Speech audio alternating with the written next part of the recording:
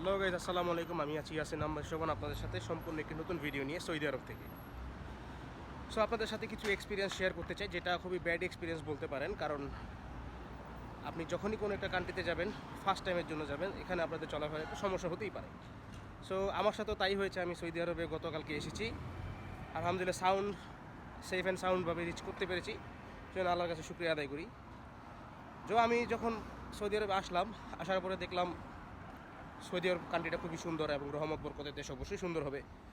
কিন্তু সৌদিয়ান পিপলের কাছ থেকে, মানুষের কাছ থেকে কোনো হেল্প ততটা পাইনি। কারণ আসলে এটা তাদেরও দোষ না, কারণ তাদের সাথে কমিউনিকেশন গ্যাপের কারণে আমি এই সমস্যাটা ফেস করেছি।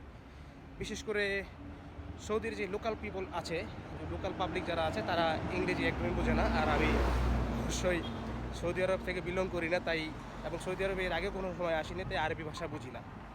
তাই আপনাদের সাথে একটা জিনিস এটাই শেয়ার করার কারণ হচ্ছে যে আপনারা যখনই সৌদি আরবে আসবেন উমরা হজ করার জন্য বা এভাবে ঘুরতে আসেন না কেন, অবশ্যই সাথে একজন ট্যুর গাইড রাখবেন, যাতে তারা আপনাকে সাহায্য করতে পারে এবং আপনি যাতে কোনো ধরনের হ্যাসেলে না পড়েন।